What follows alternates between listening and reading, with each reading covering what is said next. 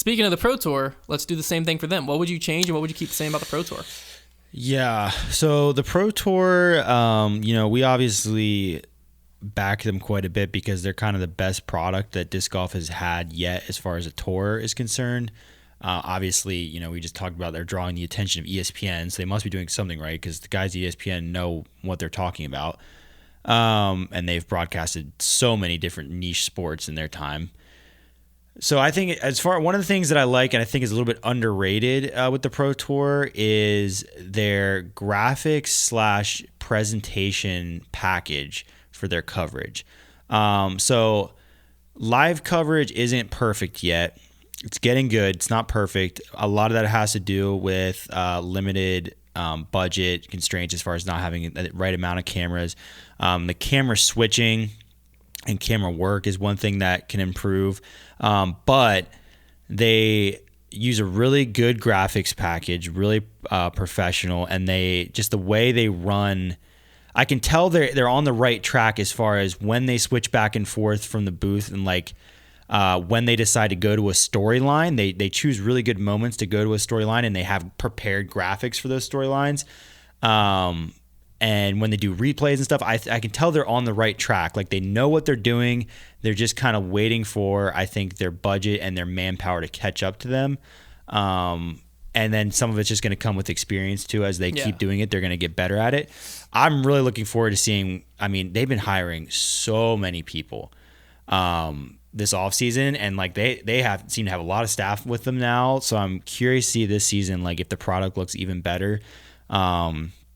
But yeah, I think that's one thing that they've been doing really well.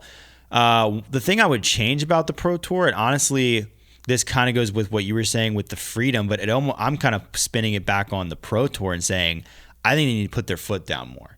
I think the Pro Tour needs to realize that now they have a monopoly as far as, unless somebody else enters the game, which they can't.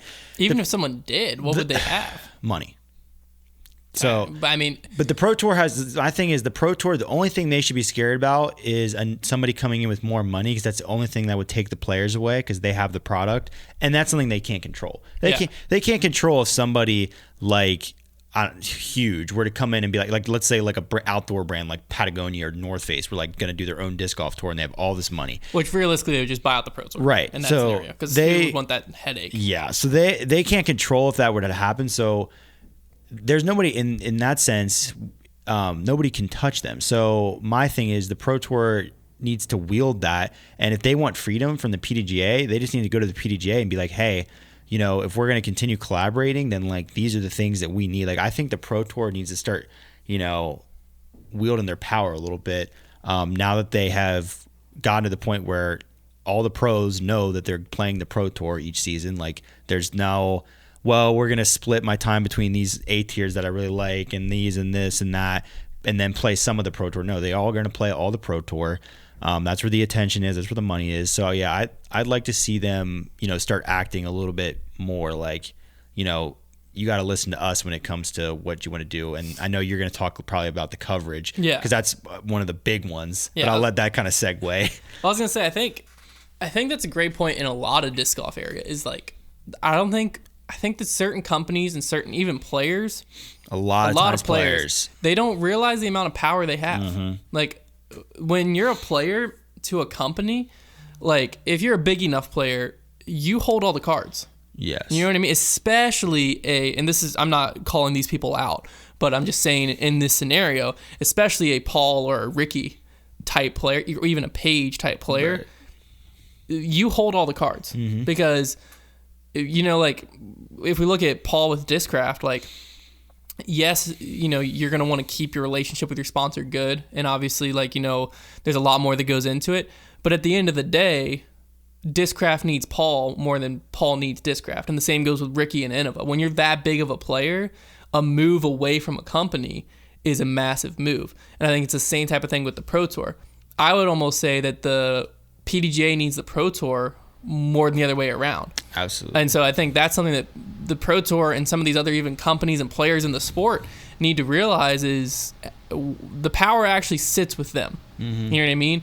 That doesn't mean you got to be a jerk about it and constantly be like, right, oh, well, you can't tell me nothing because blah, blah, blah. No, because as soon as that power comes, it'll go away.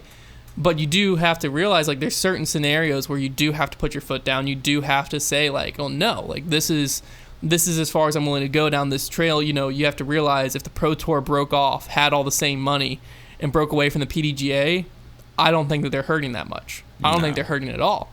No. I think it's a good move for the future of the sport to stay with the PDGA, because I think that'll help grow the PDGA and a lot of other stuff. But if tomorrow the Pro Tour were to announce, hey, we're breaking off, it might even generate more like stuff for the Pro Tour. Right. When it's all said and done. I think that's something that's a really good point. I never really thought about that. But as far as things that I would keep about the Pro Tour, I think the Disc Golf Network and what they're doing with it, their ideas with it, are really good.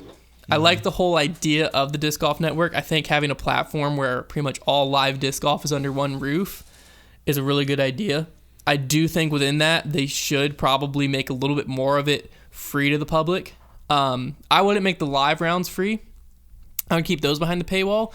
But I think if you go to the Disc Golf Network and like the player interviews and even like some of their podcasts and stuff like that, I would house them on the Disc Golf Network, but I'd make all that free. Mm-hmm. And then if you want to watch they always talk about like these post-round shows and stuff like that. I haven't watched them that much. I would even make that stuff free, the analysis stuff. My only thing with that, like I get what you're saying, like just give them a little bit of free to even draw them into the network. Yeah. But I would argue more strongly in favor of that if it weren't for the fact that it's $5 a month. It's very cheap. If you're a PDGA member. If you're not, it's $9 or $8 a month. Even still, it's very inexpensive. I agree, but that is still a barrier to entry. It's true. To me, and you also have to think of it this way, right? One of the podcasts that's on there is Hannah Macbeth's, the Party Podcast. If you're paying $5 a month, okay, for a video subscription thing, mm-hmm. you're paying for live disc golf. Yeah. So adding all these extra things to that subscription, it's nice. You know what I mean? Yeah. But I'm not going on the Disc Golf Network, and this is nothing against Hannah or Christine. I'm not going on the Disc Golf Network and listening to the Party Podcast because that's not what I'm paying for. Right. So stuff like that, if you make that free to the wide audience, you know, where I can go onto the Disc Golf Network and maybe even watch it turn into a video thing, because, I mean, people love video podcasts, turn into a video thing. Now I can go on the Disc Golf Network, turn that on, and then you're already constantly on the Disc Golf Network, and then it's like, oh, well, $5 a month, I get all this live disc golf and like all these exclusive interviews and stuff like that. Almost treated like a Patreon type thing, right? Where you give a little bit for free to get it. I don't think they're giving enough free.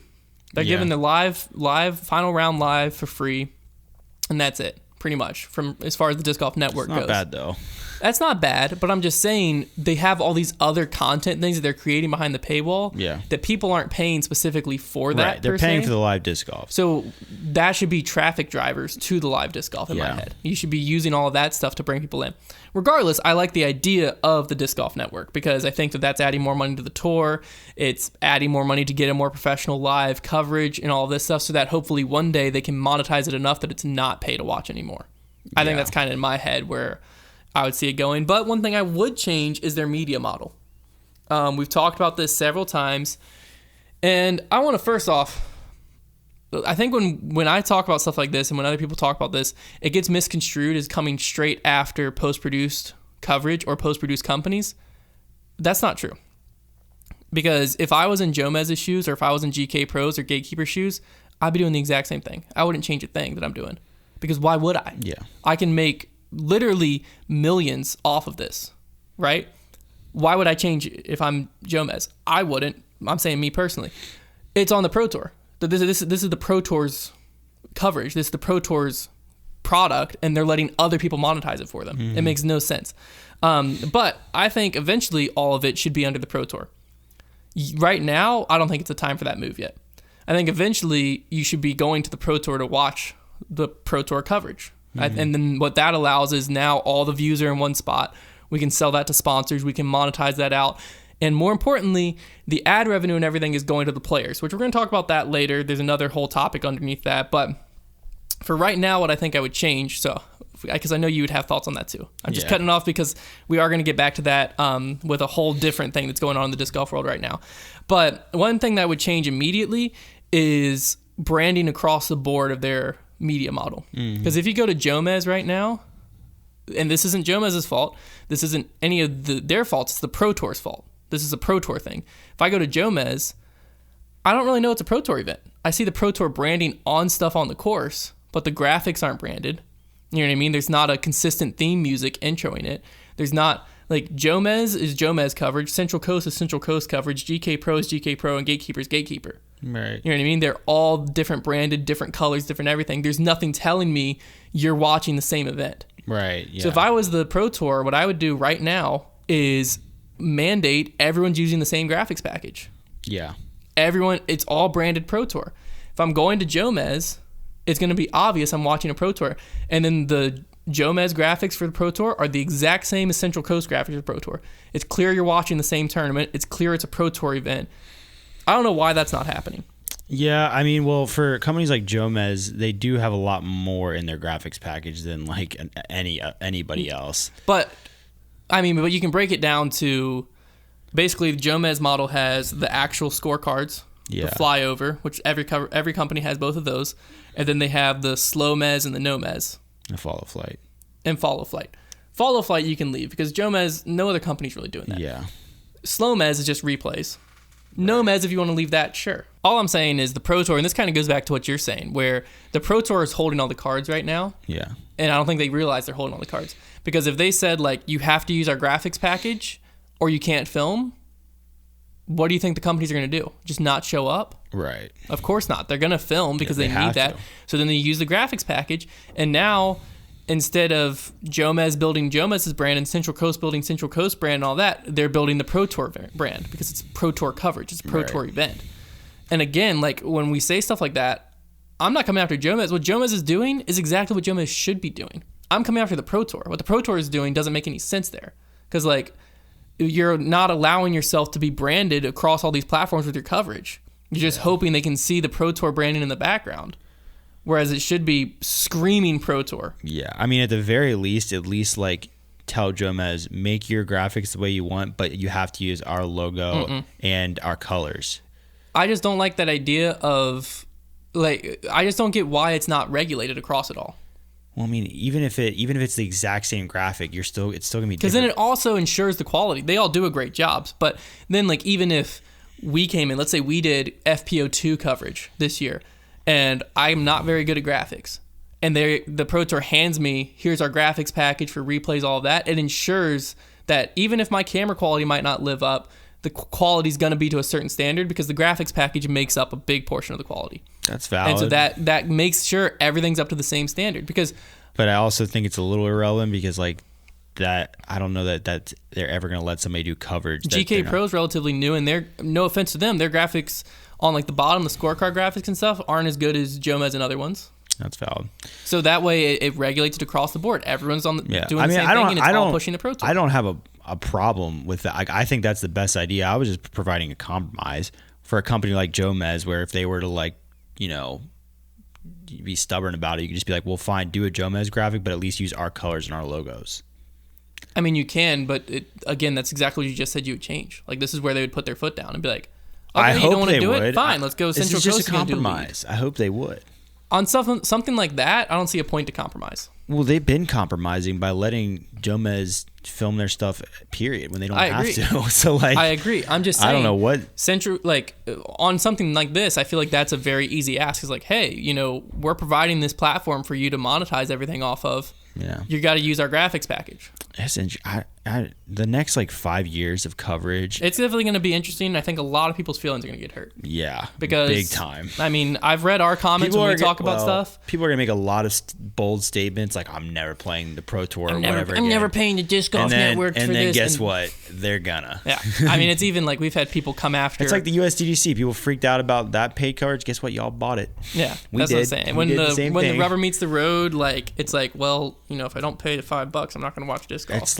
It's like when, you know, when companies have an embargo on a product like that, you gotta do it. It's like when Apple said, we're gonna take the headphone jack out of our phones, and everybody's like, that's ridiculous, I'm never gonna buy your stinking AirPods. And then guess what we all did? We all bought AirPods, and we all bought those little adapters, and we all loved it. Yeah, and they took away all the ports from the laptops. We all bought the adapters. I definitely think that when it happens, because here's the thing, we can talk about it all we want, we don't make the decisions. But I also hear a lot of what's going on behind the scenes, and, like, the stuff we're talking about, a lot of times are pretty obvious moves. And I think a lot of people know it's obvious moves. It's just an uncomfortable decision to make or to talk about. And I hear it in the comments. I read your comments. I know you guys don't like a lot of what we say when it comes to coverage. Mm-hmm. But for the Pro Tour to be viable going forward, that's going to happen. It's going to. And, when it does, people are going to be upset. But change is inevitable, and it's going to happen. And when it happens, it's going to be for the betterment of the sport. That's one thing we have to remember, is that change, as much as it might be like, oh, that sucks, now all the coverage is going to be crap. Well, no, it's not, first off. Secondly, it's going to be for the betterment of the sport. More players are going to be making better money. Money's going to be going to supporting the tour and all this stuff. It just makes and it's going to be a lot more of a sellable product when it's all under one roof. Yeah. It's going to happen eventually, and, I hope the disc golf community doesn't freak out. I know.